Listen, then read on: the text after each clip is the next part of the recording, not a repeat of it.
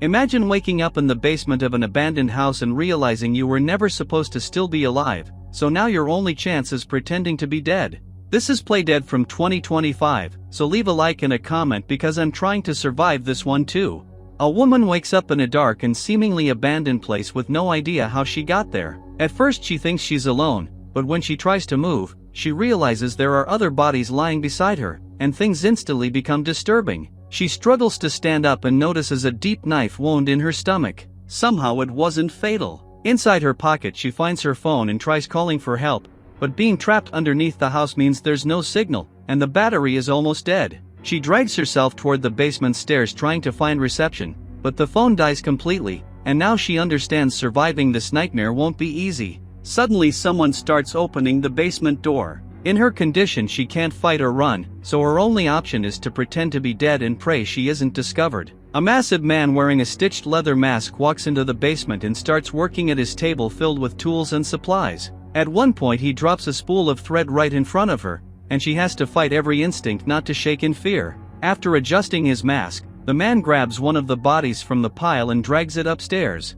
The second he leaves, she realizes this might be her only chance. She crawls toward the workbench, grabs a needle and a match, sterilizes it, and prepares to stitch her own wound shut without making a sound. Somehow she manages to do it, but then hears a sudden noise and panics, only to realize another woman in the pile is actually alive. The survivor introduces herself as Allison, while the other woman says her name is Emily. Allison tells her not to scream and explains that she has no idea what's happening because she was kidnapped on her way to the grocery store. Emily starts crying in fear, saying she doesn't want to die, and Allison warns her that if the masked man returns, they both need to pretend they're dead. But Emily lost too much blood from her own stab wound and eventually passes out. Moments later, the basement door opens again. Allison desperately tries to put everything back where it belongs before the killer notices, but in the rush she accidentally knocks a bottle of glue onto the floor before returning to her position. The masked man enters, grabs another body, and while dragging it away notices the glue bottle. He immediately becomes suspicious. When he checks the workbench, he sees a bloody needle and fingerprints on the sewing kit. Instantly he realizes someone down there is still alive.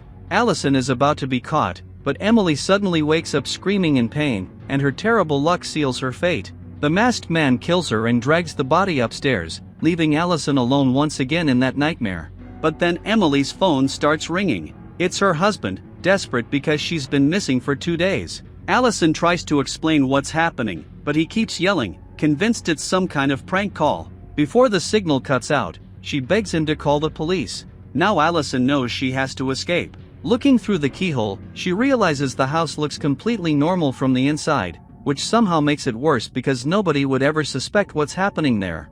She searches the basement and finds a boarded-up window. If she removes the wooden planks, she might be able to get out. But before she can finish, the masked man suddenly returns, forcing her to run back and play dead again. This time he drags another body upstairs, but while he's moving it, Emily's phone starts ringing from Allison's pocket. Panic instantly hits. Somehow he doesn't realize the truth and simply smashes the phone, leaving Allison trapped with only one remaining body beside her. She checks the other corpse and finds a chocolate bar in its pocket. Sitting at the workbench trying to think of a plan, she suddenly notices the masked man standing right behind her, but then wakes up. It was only a nightmare caused by weed-laced chocolate, and she realizes she wasted valuable time asleep. On the workbench she spots a screwdriver and uses it to remove the wooden planks from the window. But there's another problem, the window has metal bars, and the house is so isolated that screaming for help would be useless anyway. To make things worse, the masked man starts coming downstairs again,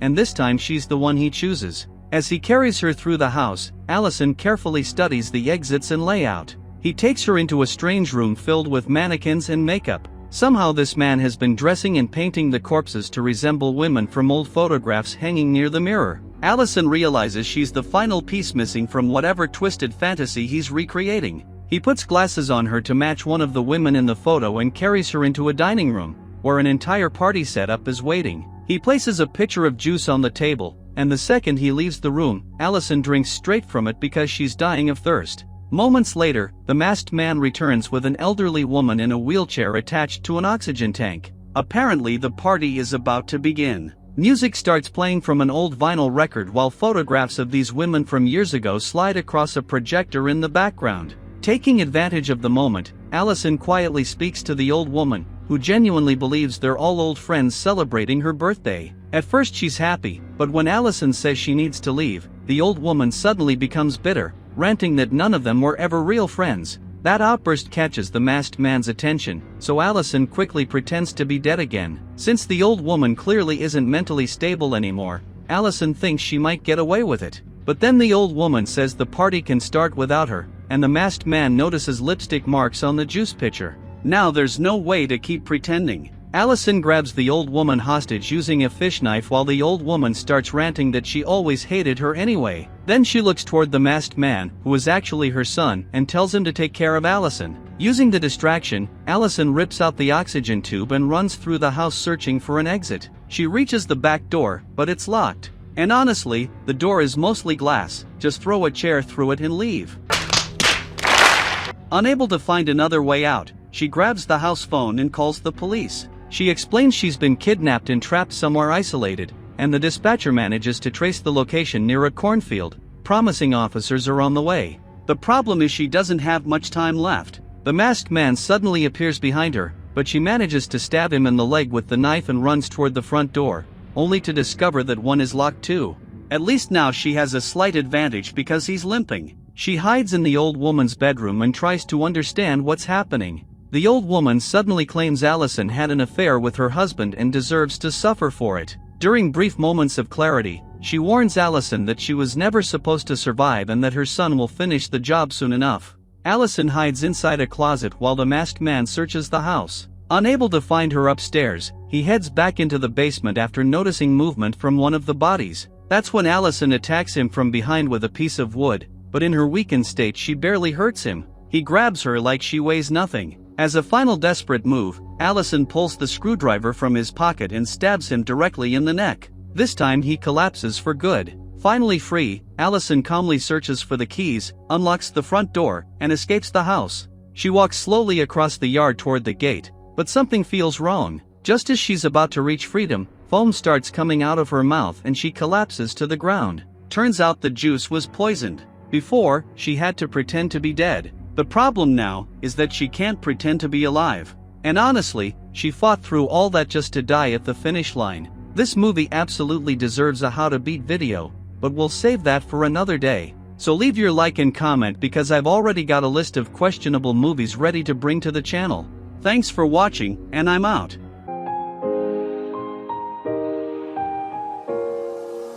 I walk a lonely road, the only one that I have ever known. Don't know where it goes, but it's home to me, and I walk alone.